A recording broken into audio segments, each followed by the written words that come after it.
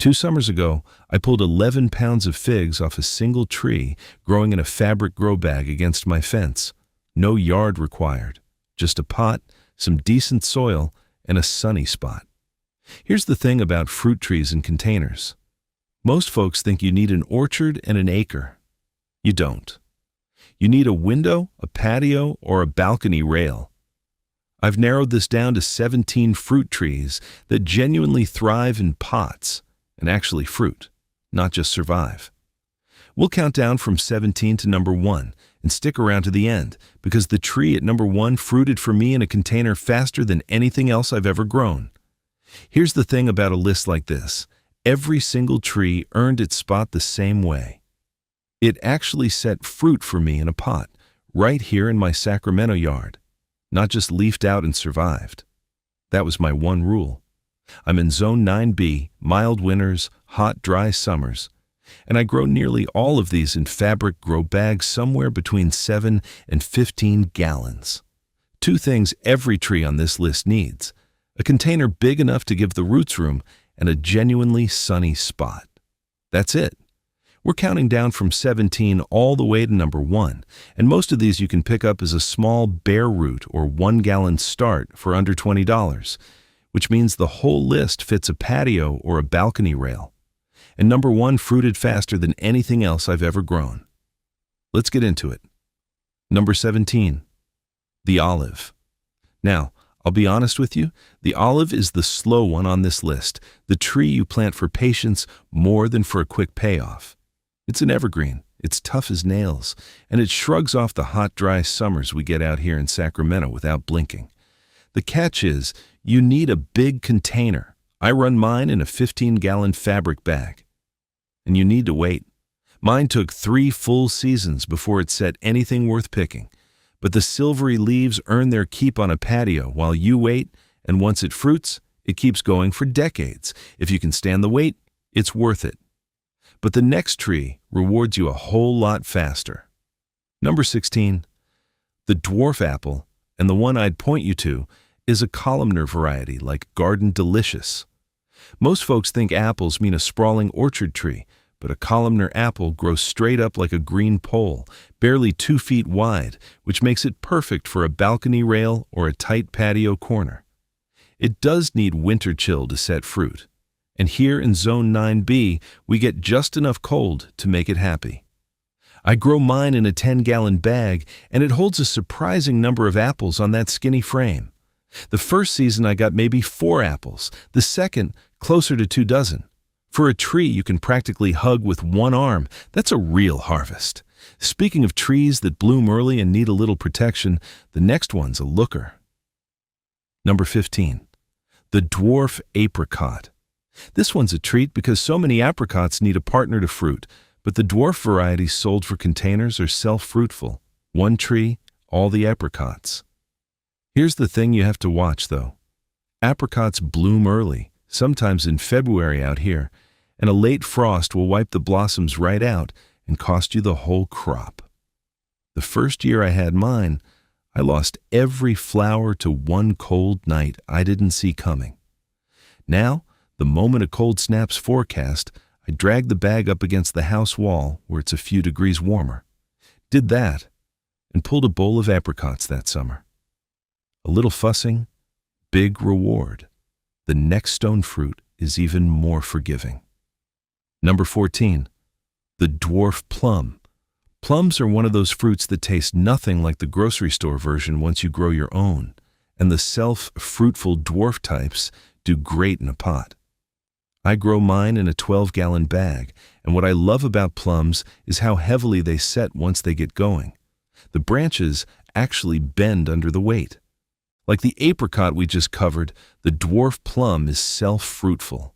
So you only need the 1 tree, but it doesn't bloom quite as early, which means fewer frost worries. My first decent year, I thinned the little fruits hard. Pulled off half of them when they were marble-sized, and the ones that stayed grew twice as big. Counterintuitive, but it works. Now, if you think a cherry tree's too much to ask of a pot, hold on. Number 13, the dwarf cherry, and the variety that's made a believer out of me, is compact Stella. Real, dark, sweet cherries off a tree that tops out around 6 feet in a container. Most people don't believe it until they see it. Best part, compact Stella is self-pollinating, so you don't need a second tree taking up space. The birds figured mine out before I did the first year, so now I throw a piece of light netting over it once the fruit starts to color up. That one change took me from losing nearly all of them to filling a colander. A cherry tree on a patio still surprises people, but the next one really raises eyebrows. Number 12. The dwarf avocado, and the one to look for is little caddo, sometimes sold as wurts. Yes, you can grow an avocado in a container that actually gives you avocados, not just a leggy houseplant. Little caddo stays naturally small, 8 to 10 feet if you let it, and far less in a bag with a little pruning. Gloria, my friend up in San Francisco, who's been gardening on her balcony for over 20 years, keeps one of these going and swears by it for the shade alone. Mine's still young, but it set its first few fruits last year, and I'll tell you what, an avocado you grew yourself is a different thing entirely. The next tree, though, fruits when almost nothing else does. Number 11. The loquat. If you've never grown one, the loquat is an evergreen with big, handsome leaves that fruits in late winter into early spring, exactly when the rest of the garden's asleep. That timing is the whole appeal. The mild California winters we get out here suit it perfectly, and it laughs off our summer heat. Mine lives in a 15-gallon bag near the back fence, and the little clusters of sweet, slightly tangy fruit are gone the same afternoon I picked them. It's also just about the easiest tree here to keep alive. I've practically ignored mine, and it keeps producing. For an off-season harvest, nothing beats it. The next tree holds its fruit even later into the year. Number 10. The dwarf persimmon, and I grow the Fuyu type. Now, this matters. Fuyu is non-astringent, which means you eat it firm and crisp like an apple, no waiting for it to go soft and jammy. That alone makes it the friendliest persimmon for a beginner. What I love is how it holds its fruit late. The leaves drop in fall, and you're left with these glowing orange globes hanging on bare branches well into the cool months. Mine's in a 12-gallon bag, and it's almost ornamental enough to grow just for looks. The fruit's the bonus. Like the loquat we just covered, it stretches your harvest into the part of the year most gardens go quiet. The next two trees are a matched pair worth comparing. Number 9. The dwarf nectarine. This is where the genetic dwarfstone fruits come in, and they're a little miracle for containers. A true genetic dwarf nectarine stays around 4 to 6 feet tall, but grows full-size, full-flavor fruit. Nothing miniature about what you bite into. Mine sits in a 10-gallon bag and gets covered in pink blossoms every spring that stop people on the sidewalk. The one thing I learned the hard way is to thin the fruit hard, just like the plum at number 14, or you'll get 100 tiny nectarines instead of 24 good ones, and the dwarf nectarine has a twin you'll want to know about right behind it. Number 8, the dwarf peach, and the classic is Bonanza. Bonanza is a genetic dwarf, just like the nectarine we just covered. Same idea, stays around 5 feet tall, gives you full-size peaches. The two are practically siblings, and honestly, if you've got room for one bag, you could go either way. I keep both, mostly because I couldn't choose. The peach fuzz and the flavor of a sun-warmed peach you picked off your own patio tree is hard to beat. Mine in a 10-gallon bag gave me a solid 24 peaches its third season. One tip: peaches in containers need steady water in our summer heat, or the fruit splits. Don't let the bag dry out. The next tree is built for hot, dry patios.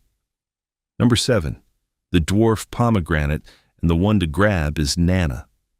This little guy is a heavy bloomer, covered in bright orange-red flowers all summer. And it's tough enough to handle a baking patio with barely any fuss. The fruits come out small, more snack-sized than the grocery giants. But the plant itself is gorgeous, and it thrives on neglect in a way most fruit trees don't. Mine's in a 7-gallon bag, on the small end for this list, and it's never once complained. If you've killed things before because you forgot to water, this is a forgiving place to start. Drought-tough plants are a theme worth chasing, and the next one takes it even further. Number 6, the pineapple guava, also called feijoa. This one's a 2-for-1. The flowers are edible, sweet, almost candy-like petals you can pluck right off and eat in late spring. And then the fruit follows in fall. It's an evergreen. It's genuinely drought-tough once established, and it makes a handsome shrubby little tree in a big pot. Mine's in a 15-gallon bag, and I pinch the flower petals while I'm watering, just a little garden snack. The fruit has this bright, tropical tang that you simply cannot buy fresh in stores because it bruises too easily to ship. That's the whole reason to grow your own. The next tree is one you eat in a single bite, skin and all. Number 5. The kumquat, and nagami is the variety I keep coming back to. Here's the fun part. You eat the whole thing, skin included. The peel's sweet, the inside's tart, and the two together are a little burst of sunshine. Kumquats are about the most container-friendly citrus there is, compact and slow-growing, and nagami is notably hardier and cold than the lime coming up at number 3. Mine's lived in a 10-gallon bag for years and shrugs off our cooler nights without me lifting a finger. The little orange fruits hang on for weeks, so you pick them as you want them. And speaking of fruit that hangs on and rewards a little patience, the next one pays off a promise I made you at the very start. Number 4. The fig, and specifically Black Mission. This is the one I told you about up top. 2 summers ago, I pulled 11 pounds of figs off a single tree growing in a 15-gallon fabric grow bag set against my south fence. 11 pounds from one pot, no yard. Here's the thing about figs that makes them so forgiving in a container. They fruit on new wood. That means even if you prune them hard over winter or a cold snap knocks them back, you don't lose the crop. The new spring growth carries it. Black Mission loves our hot summers, and the dark, honey-sweet fruit is incredible warm off the tree. Figs fruit fast, faster than most, but the tree at number 1 beat even my fig to that first harvest, and we're getting close to it. Number 3, the lime, and you've got 2 good options. Bears, which is the seedless Persian lime, or a key lime if you like that sharper bite. Limes are the one citrus here that really demand warmth. More than the kumquat we just covered, they sulk in the cold. So when a real cold snap rolls through, I pull the bag in close to the house wall, same trick as the apricot, or even tuck it under the eaves. Do that, and you'll have fresh limes for cooking nearly year-round in our climate. Mine lives in a 12-gallon bag, and a single tree gives me more limes than I know what to do with. The next tree is the one almost everybody reaches for first. Number 2, the Meyer lemon. If you've ever looked into container fruit at all, you've seen the Meyer lemon. It's the most popular container citrus there is, and for good reason. It blooms multiple times a year, so you'll often have fragrant flowers and ripening fruit on the tree at the same time. The Meyer's sweeter and less harsh than a grocery lemon, and one tree in a 10-gallon bag will keep a kitchen stocked. It's everybody's first pick, mine included for a while. But here's the thing. As much as I love it, the Meyer took me well over a year to get real fruit from, and it still wasn't the fastest tree I've ever grown in a pot. Not even close. That title belongs to number 1. Now, if what I'm showing you today is making sense, and you're ready to turn this from one experiment into a full system, here's the thing. Every tree on this list lives or dies by its container and its soil. That's exactly what I cover in Chapter 4 of my book, The 30-Day Kitchen Scrap Garden Protocol. It's called Container Gardening on Zero Budget, and it walks through free and nearly free containers, the fabric grow bag method, and includes diagrams of container layering and drainage. The exact setup behind that 11-pound fig. It's $17 at backyardbuddybooks.com. If you're watching on your TV, grab your phone and point it at the QR code on screen. Take your time pulling it up. No rush. I'll wait right here. And if you're on your phone or laptop, the link's sitting right in the description. And finally, the tree that beat everything else I've ever grown in a pot. Number 1. The dwarf ever-bearing mulberry. Now this one surprised me. I planted a bare root start in a 10-gallon fabric grow bag in spring, fully expecting to wait a year or two like I do with most fruit trees. Instead, it set ripe fruit that same season, within roughly 4 to 5 months of going in the pot. Think about that. The fig at number 4 took me into its second year before that 11-pound harvest. The Meyer lemon at number 2 took well over a year. This little mulberry was dropping sweet, dark berries the same summer I planted it. Nothing I've grown in a container has ever fruited faster. Here's why it works so well. It's self-fertile, so you only need the one tree. It fruits on new growth, which means it bounces back fast after a prune. Same as the fig, but quicker. And it doesn't dump all its berries at once. It ripens them over weeks, so you walk by and grab a handful at a time instead of drowning in fruit for one frantic weekend. Best of all, it stays small enough to sit on a balcony rail. Now, this is something I figured out the hard way. About midway through the season, I give it a light tip prune, just nipping the ends of the new shoots. Because it fruits on new wood, that little trim pushes a whole second flush of berries. Most folks never think to do it. And this is exactly why it earns the top spot. Remember what I said at the start. Every tree on this list had to actually fruit for me in a pot, not just leaf out and survive. Nothing rewards a nervous first-timer faster than this mulberry. You plant it, and a few months later, you're eating fruit off your own balcony. That's the whole promise of this list, proven in a single grow bag. Before I let you go, it's the guide I wish I'd had 10 years ago, back when I was killing tomato plants in my Portland apartment, where Chapter 4 was about getting these trees set up cheaply. Chapter 9, The Long Game, shows you how they keep producing for decades. It covers growing fruit from cuttings, the food forest in containers idea, how many years to first fruit on perennial starts, and Gloria's 20-year balcony system as living proof these container trees don't quit on you. If you've been burned before and figure gardening's too slow or too hard, that chapter's for you. It's $17 at backyardbuddybooks.com. If you're on your TV, point your phone at the QR code on screen now. No rush, I'll give you a moment to find it. And if you're on your phone or laptop, the link's waiting in the description. So those are the 17 fruit trees that genuinely explode with produce in a pot. No orchard, no acre, just a sunny spot and a grow bag. If you take one thing from this video, start with one tree this season, the dwarf mulberry at number 1, or that Meyer lemon, in a single fabric bag, and let it teach you. You don't need all 17, just one. In my next video, I'll show you exactly how I fill and water my fabric grow bags without spending a fortune, because the container really is half the battle. Drop a note in the comments and let me know which tree you're trying first. I read everyone. Until next time, keep growing your own food, my friend.